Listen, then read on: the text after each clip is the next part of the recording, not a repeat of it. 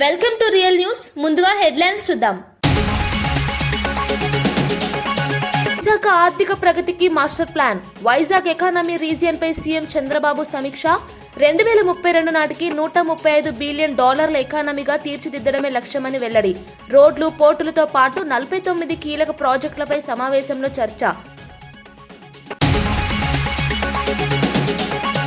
తనపై దుష్ప్రచారం చేస్తున్న వారిపై కవిత ఘాటు హెచ్చరిక. బీఆర్ఎస్ పాలనలో ₹1 లాభం పొందలేదని కవిత క్లారిటీ. తప్పుడు ఆరోపణలు చేస్తే చట్టపరంగా ఎదుర్కొంటానని కవిత వార్నింగ్. పంచాయతీ ఎన్నికల దృష్ట్యా కుట్రలు పెరుగుతున్నాయని కవిత వ్యాఖ్య.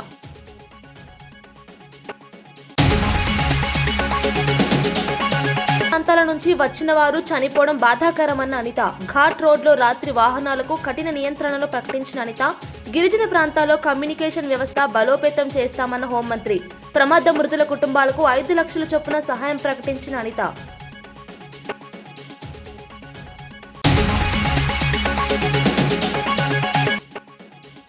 పంచాయతీ ఫలితాలు కాంగ్రెస్ పై ప్రజల నమ్మకానికి నిదర్శనమన్న పీసీసీ మహేష్ కుమార్ గౌడ్. 2 ఏళ్లలో 80,000 నియామకాలు కాంగ్రెస్ పాలనలో సాధ్యమైందని వ్యాఖ్య. రైతు, బీసీ, మహిళలకు సంక్షేమం కోసమే ప్రజలు కాంగ్రెస్ ను ఆదరించారని వ్యాఖ్య. తానిపై ఆక్షేపణలు చేస్తున్న నాయకులకు తెలంగాణ జాగృతి అధ్యక్షురాలు కవిత ఘాట్ హెచ్చరిక జారీ చేశారు. తాను చేసిన ఆరోపణలకు నిజమైన సమాధానాలు చెప్పడానికి ముందుకు రావాలని, కానీ తప్పుడు ప్రచారానికి తాను అసలు ఊరుకోనని స్పష్టం చేశారు. బీఆర్ఎస్ పాలన 10 ఏళ్లలో ప్రభుత్వం నుంచి ₹1 లాభం పొందలేదని, తనపై వేసే ఆరోపణలు పూర్తిగా నిరాధారమని పేర్కొన్నారు. తాను ఎవరితోనూ గుట్టు చప్పుడు కాని ఒప్పందాలు చేసుకున్నట్లు ప్రచారం చేయడం దుష్ప్రచారమని అన్నారు. బీఆర్ఎస్ నాయకత్వం తృణీకర ఆరోపణలు, పంచాయతీ ఎన్నికలను దృష్టిలో పెట్టుకుని కొంతమంది కుట్రపూరితంగా తనపైనే దృష్టి పెడుతున్నారని వ్యాఖ్యానించారు. ప్రజలను తప్పుదోవ పట్టించే ప్రయత్నాలు భవిష్యత్తులో నిలబడవని, తప్పుడు ప్రచారం చేస్తున్న వారిని చట్టపరంగా కూడా ఎదుర్కొంటానని కవిత హెచ్చరించారు. ఉద్యమంలో మీరు ఎవరెవరి దగ్గర దోసుకున్నారు, ఏ స్టూడియోల దగ్గర పోయి ధర్నాలు చేసి వాళ్ళతో కాంప్రమైజ్ అయిండు, అన్నీ తెలుసు సంగతులు. చెప్పలేదు, ఎందుకంటే సిగ్గుపోతుంది తెలంగాణ వాళ్ళదని. నవ్వేటోళ్ళ ముందట జారిపడొద్దు అన్నారు కాబట్టి చెప్పలేదు. మీరు ఊరికే తమాషాలు చేసి నాతో పెట్టుకుంటే మాత్రం మామూలు చిట్టాలేదు నా దగ్గర. ఇవాళ నేను ఫస్ట్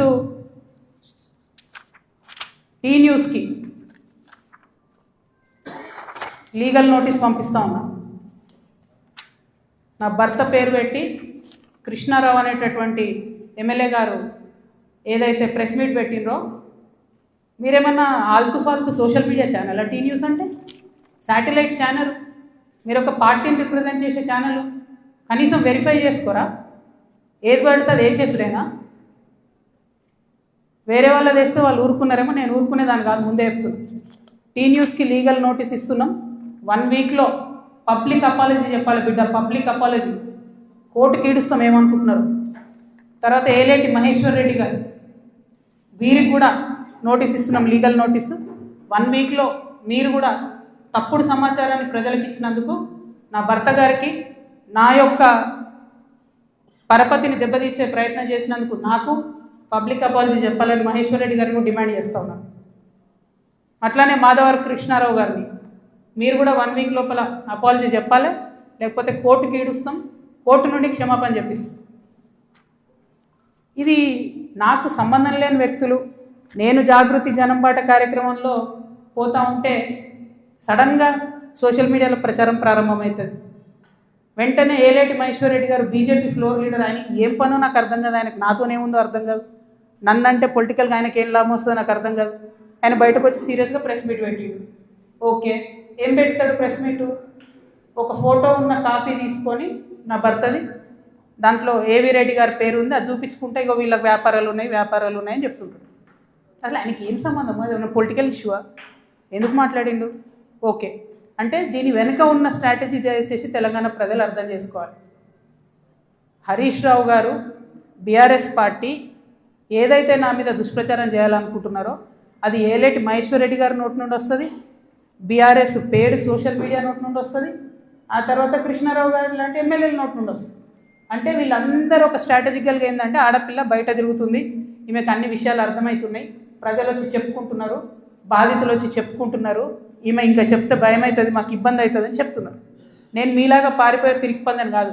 మీరు ఏదైతే నా భర్త ఫోటో చూపించి మాట్లాడుతున్నారో, ఆ ల్యాండ్కి సంబంధించి ప్రతి ఒక్క విషయాన్ని ఇవాళ నేను తీసుకొని వచ్చిన. ఇవాళ నేను ఎట్లా ట్రాన్స్పరెంట్గా క్లారిటీ ఇస్తున్నానో నేను చేసే ఆరోపణల మీద మీరు కూడా అట్లనే క్లారిటీ ఇవ్వాలని చెప్పి నేను డిమాండ్ చేస్తూ ఉన్నాను. ముందుగా మీరు ఏదైతే కాపీ చూపిస్తున్నారో మా హస్బెండ్ది ఏవి రెడ్డి గారిది ఉన్నటువంటిది, అది 2 సర్వే నంబర్లకు సంబంధించినటువంటి ల్యాండ్.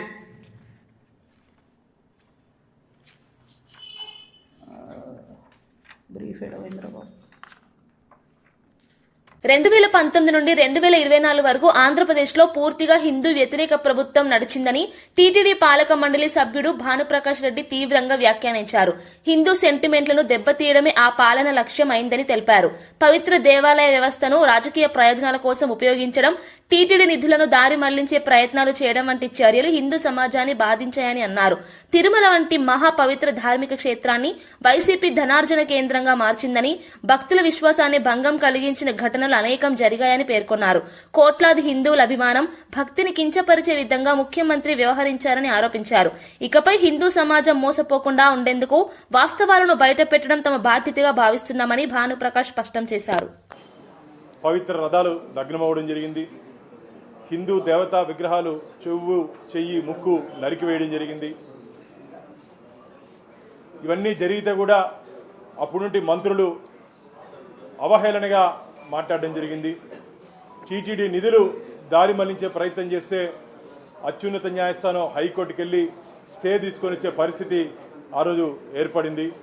ఇవన్నీ కాకుండా పవిత్ర పుణ్యక్షేత్రమైన తిరుమలని, ధార్మిక క్షేత్రాన్ని ధనార్జన క్షేత్రంగా వైసీపీ ప్రభుత్వం ఆ రోజు మార్చుకోవడం జరిగింది.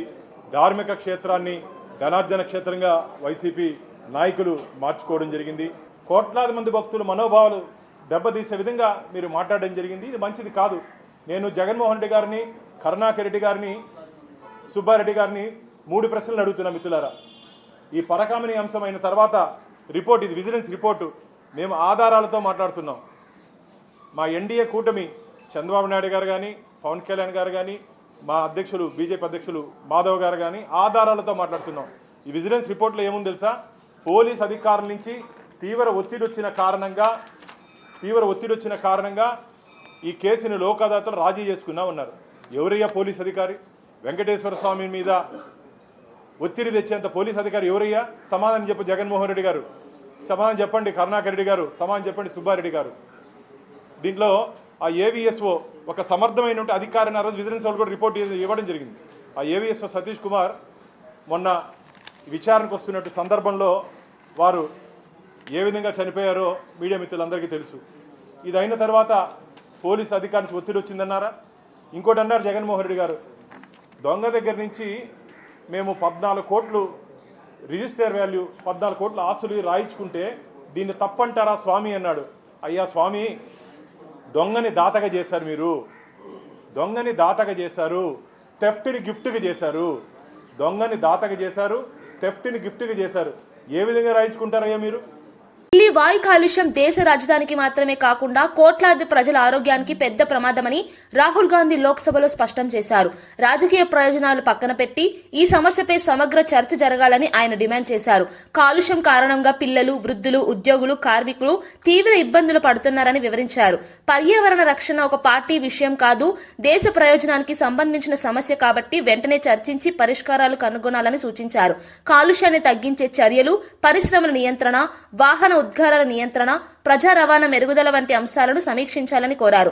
ప్రభుత్వం తక్షణ చర్యలు తీసుకోవాలని, ప్రజల ఆరోగ్యాన్ని కాపాడటం అత్యవసరమని రాహుల్ తెలిపారు. People are getting cancer. Older people are struggling to breathe. This is a interesting issue because I'm certain that there will be full agreement between the government and us on this issue.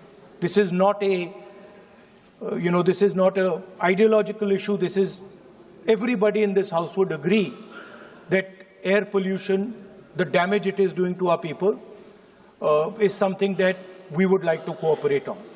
Phone అక్రమ tapping కేసులో నిందితుడిగా ఉన్న మాజీ IPS అధికారి Prabhakar Rao SIT ఎదుట శుక్రవారం లొంగిపోయారు. Supreme court ఆదేశాల మేరకు ఆయన జూబ్లీహిల్స్ పోలీస్ స్టేషన్ కు హాజరయ్యారు. ఈ కేసులో సిట్ వారానికి పైగా కస్టోడియల్ విచారణ నిర్వహించేందుకు అనుమతి ఇచ్చినందున విచారణ వేగంగా సాగనుంది. ప్రభాకర్ రావు ఆరోగ్య భద్రతపై కూడా ప్రత్యేక ఆదేశాలు జారీ చేస్తూ శారీరక హాని జరగకుండా జాగ్రత్తలు తీసుకోవాలని సుప్రీంకోర్టు స్పష్టం చేసింది. ఆధారాల సేకరణ, ట్యాపింగ్ పరికరాల వినియోగం, అనుమానితుల మధ్య సంబంధాలు వంటి అంశాలపై సిట్ లోతుగా విచారణ చేయనున్నట్లు తెలుస్తోంది. ఈ కేసు రాజకీయ వ్యవస్థలో పెద్ద చర్చకు దారితీసింది. విచారణ నివేదిక ఆధారంగా తదుపరి చర్యలను సుప్రీంకోర్టు నిర్ణయించింది.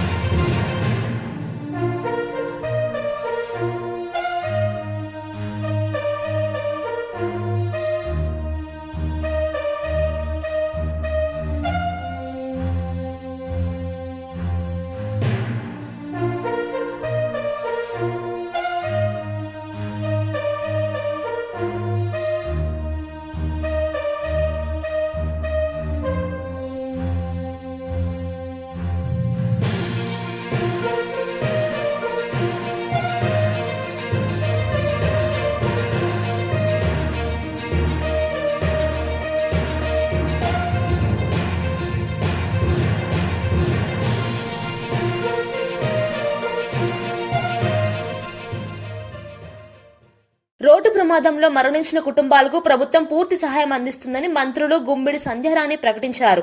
గాయపడిన వారికి తగిన వైద్య సాయం అందిస్తుందని, అత్యవసర చికిత్సలో ఎటువంటి లోటు ఉండకుండా చర్యలు తీసుకున్నట్లు తెలిపారు. ప్రమాదం చోటు చేసుకున్న క్షణం నుంచి స్థానిక అధికారులు, వైద్య సిబ్బంది సమన్వయంతో పనిచేస్తున్నారని వివరించారు. బాధిత కుటుంబాలకు త్వరలోనే ప్రభుత్వం నుండి ప్రత్యేక పరిహారం ప్రకటించనున్నట్లు తెలిపారు. రోడ్డు భద్రతపై ప్రజల్లో అవగాహన పెంపొందించాల్సిన అవసరం ఉందని, డ్రైవింగ్ లో జాగ్రత్తలు పాటించడం ద్వారా అనేక ప్రమాదాలు నివారించవచ్చని సూచించారు. రోడ్డు మౌలిక సదుపాయాల మెరుగుదలపై కూడా ప్రభుత్వం దృష్టి పెట్టిందని సంధ్యారాణి తెలిపారు. మంది చనిపోవడం నిజంగా చాలా చాలా బాధాకరం. వాళ్ళ కుటుంబాలకి ప్రభుత్వం తరపు నుంచి, మా తరపు నుంచి ప్రగాఢ సానుభూతిని తెలియజేస్తున్నాం. వీళ్ళందరూ కూడా ప్రభుత్వం ఖచ్చితంగా ఆదుకుంటుంది. అలాగే ఎవరైతే ఇప్పుడు క్షతగాతులు ఉన్నారో వాళ్ళందరికీ కూడా మెరుగైన వైద్యం ఖచ్చితంగా ప్రభుత్వం తీసుకుంటుంది. వాళ్ళకి కావాల్సినటువంటి సహాయ సహకారాలు కూడా అందిస్తామని మీ ద్వారా తెలియజేస్తాం. ఇస్తాం, అది మీకు చెప్తాను. అంటే ఇక్కడ అసలు సిగ్నల్స్ రావట్లేదు, ఎవరితో ఫోన్ మాట్లాడడానికి కూడా మాకు కొంచెం ఇబ్బందిగా ఉంది. దయచేసి అర్థం చేసుకోండి. అది ఎంత అంటే మాకైతే ఒక ఐడియా ఉంది, కానీ అది మేము కన్ఫర్మ్ చేయాలంటే మాకు కొంచెం ఎస్ అక్కడ నుంచి కొంచెం కన్ఫర్మ్ చేసుకుంటున్నాం. ఫోన్ ఎక్కడ తగలట్లేదు. అయిన వెంటనే వైఎస్ఆర్సీపీ పీఏసీ సభ్యుడు మాజీ మంత్రి పోలుబోయిన అనిల్ కుమార్ యాదవ్ నిర్వహించిన ప్రెస్ మీట్ లో రాజకీయ పరిణామాలు, ప్రభుత్వ వైఫల్యాలు, ప్రజా సమస్యలపై కీలక వ్యాఖ్యలు చేశారు. రాష్ట్రంలో కూటమి ప్రభుత్వం తీసుకుంటున్న నిర్ణయాలు ప్రజలకు నష్టదాయకంగా మారుతున్నాయని అన్నారు. యువతకు ఉపాధి అవకాశాలు తగ్గాయి, అభివృద్ది పథకాలు నెమ్మదించాయి, సంక్షేమం పేరుతో చేస్తున్న వాగ్దానాలు అమలు కాక ప్రజలు నిరాశలో ఉన్నారని పేర్కొన్నారు.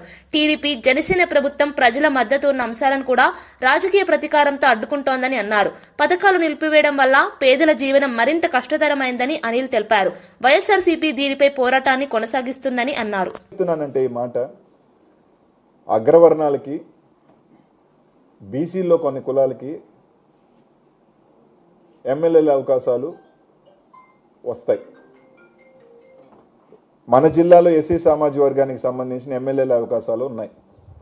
కానీ ఎస్టీకి సంబంధించి మనకి ఎప్పుడో గాంధీ పెద్ద పదవులు రావు, ఎమ్మెల్యేలు రావు, ఇటుపక్క ఎంపీలు రావు. ఎప్పుడో ఒక మేయర్ వస్తుంది, ఎప్పుడో ఒక జిల్లా పరిషత్ చైర్మన్ వస్తుంది. మేయర్కి ఎన్ని సంవత్సరాలకు వస్తుందో ఎందుకు చెప్తున్నాను అంటే, ఈరోజు ఇది నాకు ఇద్దరు ఎస్టీ కార్పొరేటర్లు 2014లో ఆ రోజు అధికారంలో లేకపోయినా మాతో ఉన్నారు. అదే ఎస్టీ కార్పొరేటర్ 2019లో గెలిస్తే నేను జగన్మోహన్ రెడ్డి గారి దగ్గరికి వెళ్ళి వాళ్ళకి ఒక అవకాశం ఇద్దామని అంటే, జగన్మోహన్ రెడ్డి గారు ఒక మాట అన్నారు, నెల్లూరులో యానాదులు చాలా పెద్ద సంఖ్యలో ఉన్నారు, మనం యానాది ఈ కులానికి సంబంధించి వాళ్ళకి అవకాశం ఇస్తే చాలా బాగుంటుంది అని. ఆ రోజు జగన్మోహన్ రెడ్డి గారికి మాట కట్టుబడి మాతో ఉన్న కార్పొరేటర్లను కూడా ఉన్నా కూడా లేదు, మనం ఆ వర్గానికి మనకి ఇస్తే బాగుంటుందని చెప్పి ఆ రోజు ఒక వ్యక్తిని చేయడం జరిగింది. ఈరోజు పార్టీలు ఏదైనా కానీ ఈరోజు ఉండొచ్చు, పోవచ్చు, ఇంకొకరు ఈ పార్టీలో ఉండొచ్చు, ఆ పార్టీలో ఉండొచ్చు రాజకీయాలు. కానీ రాజకీయ వ్యవస్థలో ఒకరిని ఎదిగే అవకాశం వచ్చినప్పుడు 5 సంవత్సరాలు కూడా వాళ్ళని ఆ వర్గాన్ని కూర్చోబెట్టనీయకుండా 8 నెలల్లో మీరు అధికారంలో ఉన్నారు. మేయర్ కూర్చుంటే ఏముంది, దించితే మీకు ఏముంది, దానివల్ల నష్టమేముంది? ఆ సామాజిక వర్గానికి ఒక అవకాశం వచ్చింది. 5 సంవత్సరాలు ఉంచి వాళ్ళు కూడా 5 సంవత్సరాలు మాకు కూడా ఒక రాజ్యాధికారం వచ్చింది అని చెప్పుకునే అవకాశాన్ని మీరు ఎందుకు తీసుకుంటున్నారు? 8 నెలల మీకు ఏమొస్తుంది? మీరు ఉంచినా మాకేం నష్టం లేదు, వైసీపీకి ఏం కాదు ఇక్కడ. ఎందుకంటే వీఆర్ నాట్ ఇన్ పవర్. వాళ్ళైనా మాకేమారు. కానీ ఒక పెద్ద సామాజిక వర్గం, యానాది సామాజిక వర్గానికి ఒక మంచి అవకాశం వచ్చింది. ఒక 5 సంవత్సరాలు ఉండే అవకాశం వస్తే మీరు ఒక మనిషికి డబ్బులు పెట్టలా, ఒక కార్పొరేటర్కి టికెట్ ఇవ్వాలా, కనీసం మీరు క్యాంపెయిన్ చేయాలా?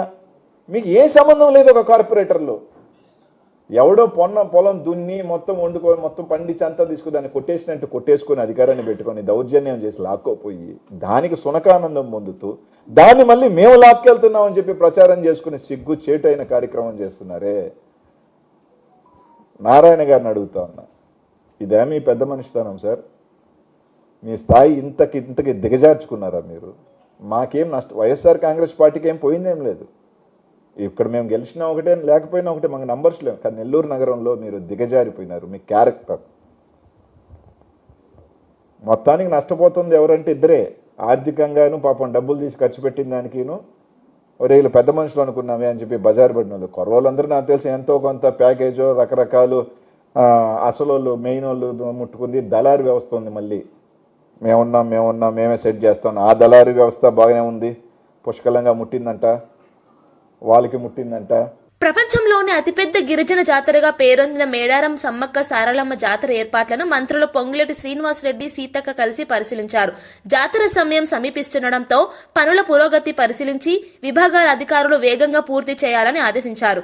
రోడ్లు, తాగునీరు, పారిశుద్ధ్యం, విద్యుత్, భద్రత వంటి కీలక ఏర్పాట్లలో నాణ్యతా ప్రమాణాలు పాటించాలని స్పష్టమైన సూచనలు చేశారు.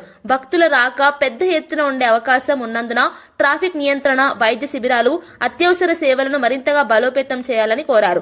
జాతర సమయంలో ప్రజలకు ఇబ్బందులు లేకుండా ప్రభుత్వం అన్ని చర్యలు తీసుకుంటుందని మంత్రులు తెలిపారు.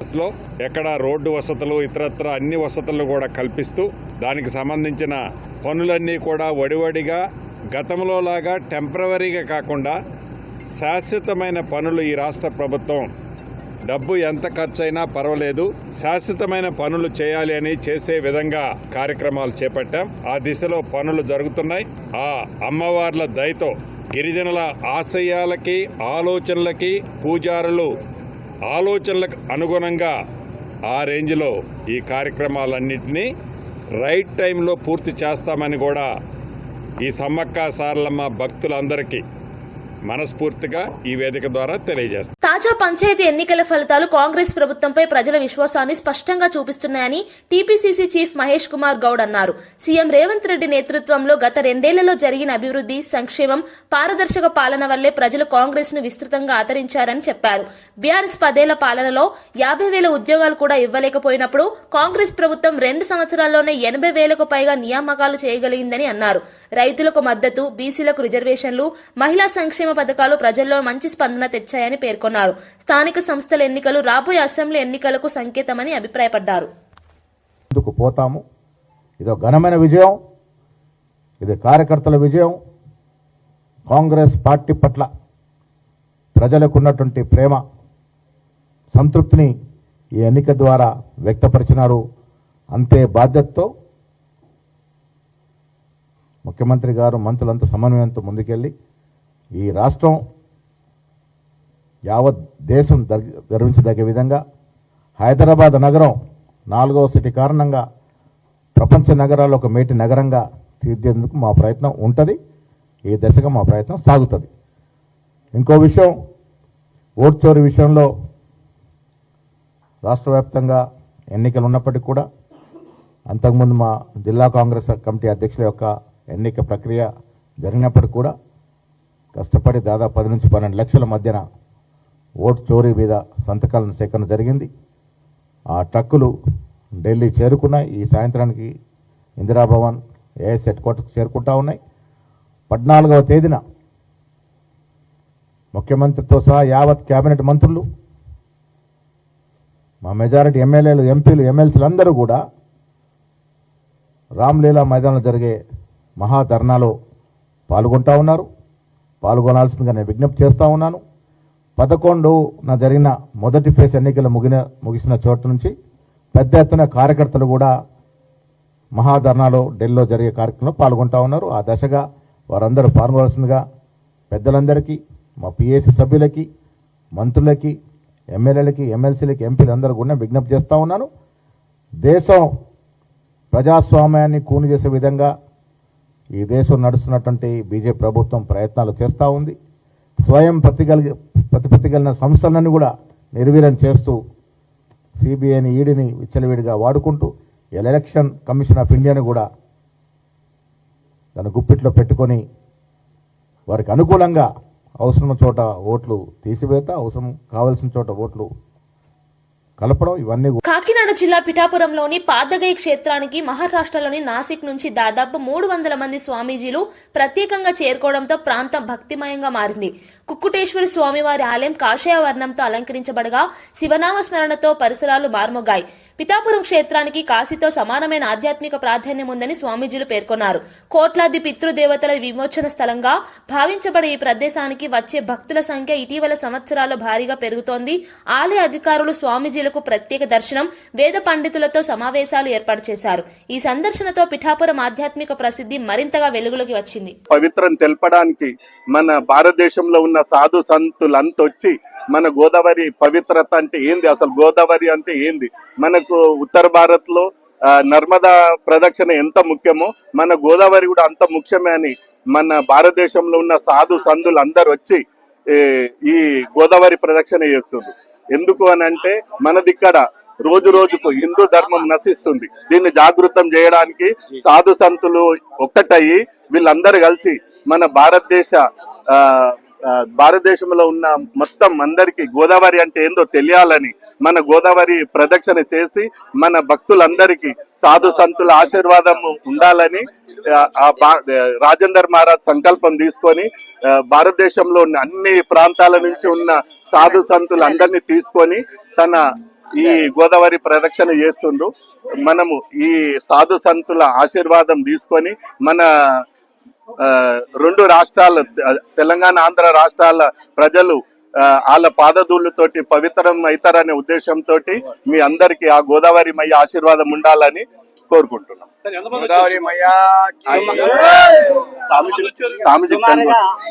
సుమారుగా భగవంతుడి కృపా కటాక్షంతో 120 కార్లు 3-4 బస్సులు, 3-4 అందరికి భోజనం వ్యవస్థ, 4 ట్రక్కులు, మినీ బస్సులు, చాలా మంది, మొత్తానికి 700 చిల్లర వచ్చిన నాన్న. వాస్తవంగా నర్మదా గోదావరి పరిక్రమ చాలా ప్రాముఖ్యమైంది. స్వామి చెప్పినట్టుగా ఆ రోజు శ్రీరామచంద్రుడు కూడా చేశాడు, మత్స్యంద్రుడు, గోరఖనాథ్, నవనాథుడు కూడా చేశారు. మరి మంచి మంచి మహానుభావులు కూడా చేశారు. కాబట్టి ఈ మహానుభావులు చేసింది అంతకి ఆగకుండా మరి రాజేంద్ర దాస్ స్వామీజీ, మల్క్పేట, బృందావనం, ఆ స్వామీజీ సంకల్పమే ఒక 650 మంది మహాపుణ్య పురుషులు వచ్చారు వాస్తవంగా. దాని తర్వాత సేవాదారులు వచ్చారు. అందరూ కూడా సుమారుగా కనివిని వెరిగని మహాత్ములు అందరూ కూడా అన్ని రాష్ట్రాల నుంచి వచ్చారు. చాలా ప్రాముఖ్యమైన యొక్క పీఠాపురం దర్శనంకు మేము మహాభాగ్యంగా దోచుకుంటున్నాం. పీఠాపురం మహాతల్లి అవధూత దత్తుడి యొక్క ఆశీర్వాదం తీసుకున్నాను. ఈ యాత్ర ఎక్కడ మొదలైంది? ఇది నాసిక్ లో మొదలైంది. నాసిక్ త్రయంబకేశ్వర్, నాసిక్ త్రయంబకేశ్వర్ లో మొదలైంది. మళ్ళీ నాసిక్ త్రయంబకేశ్వర్ లో ముగింపు అయిపోతుంది. యానంకి వచ్చి యానం నుంచి సముద్రం యానం దాకా వచ్చేసినాం. ఇప్పుడు పడవల నుంచి ప్రయాణం చేసి ఆ పక్క పోయి అక్కడ నుంచి నాసిక్ లో ముగింపు అయిపోతుంది. విశాఖపట్నంలో ప్రముఖ ఐటీ సంస్థ కాగ్నిజెంట్ శాశ్వత క్యాంపస్ నిర్మాణానికి ముఖ్యమంత్రి చంద్రబాబు శంకుస్థాపన చేశారు. ఐటీ మంత్రి లోకేష్ సంస్థ ప్రతినిధులతో కలిసి జరిగిన ఈ కార్యక్రమంలో విశాఖను ప్రపంచ ఐటీ మ్యాప్లు నిలబడడానికి ఇది కీలక అంచె అని సీఎం తెలిపారు.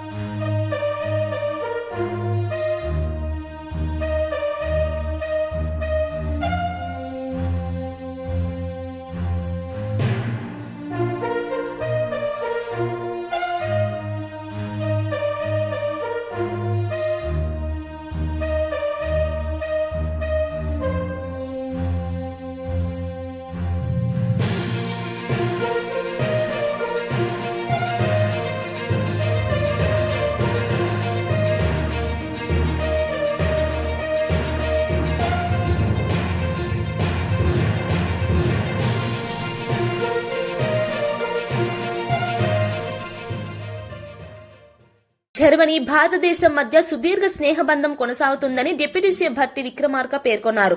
హైదరాబాద్ ప్రజాభవన్ లో మంత్రి శ్రీధర్ బాబుతో కలిసి జర్మన్ పార్లమెంటరీ ప్రతినిధులతో కీలక సమావేశం నిర్వహించారు. తెలంగాణలో ఐటీ, డిఫెన్స్, ఫార్మా రంగాల్లో పెట్టుబడులకు విస్తార అవకాశాలున్నాయని, రెండు దేశాలు కలిసి పనిచేస్తే పరస్పర ప్రయోజనాలు ఎంతగానో పెరుగుతాయని తెలిపారు. ముఖ్యంగా Hyderabad pharma city, aerospace hub, digital economy ప్రాజెక్టులు జర్మనీ సంస్థలకు అనుకూలంగా ఉంటాయని వివరించారు. ప్రభుత్వంగా సాంకేతిక మార్పిడి, పరిశోధన, శిక్షణ కార్యక్రమాలకు సహకరించేందుకు సిద్ధంగా ఉన్నామని చెప్పారు.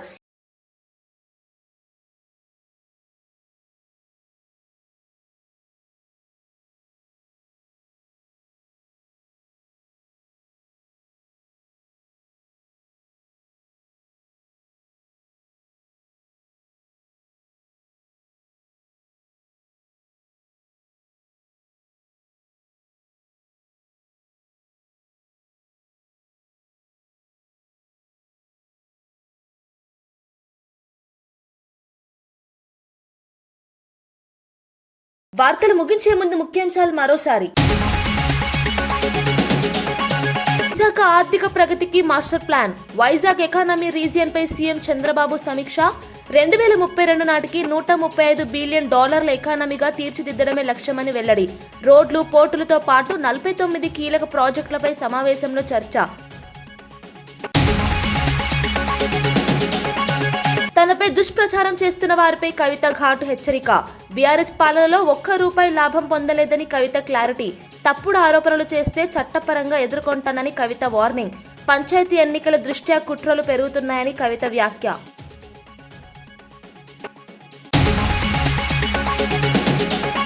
ప్రాంతాల నుంచి వచ్చిన వారు చనిపోవడం బాధాకరమన్న అనిత. ఘాట్ రోడ్లో రాత్రి వాహనాలకు కఠిన నియంత్రణలు ప్రకటించిన అనిత. గిరిజన ప్రాంతాల్లో కమ్యూనికేషన్ వ్యవస్థ బలోపేతం చేస్తామన్న హోంమంత్రి. ప్రమాద మృతుల కుటుంబాలకు 5 లక్షల చొప్పున సహాయం ప్రకటించిన అనిత.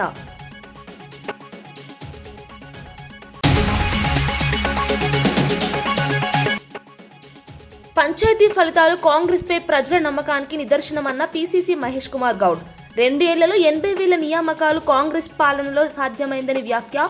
రైతు, బీసీ మహిళలకు సంక్షేమం కోసమే ప్రజలు కాంగ్రెస్ ను ఆదరించారని వ్యాఖ్య. ఇవి ఈనాటి వార్తా విశేషాలు. మరో బులెటిన్ లో మళ్ళీ కలుద్దాం. నమస్కారం.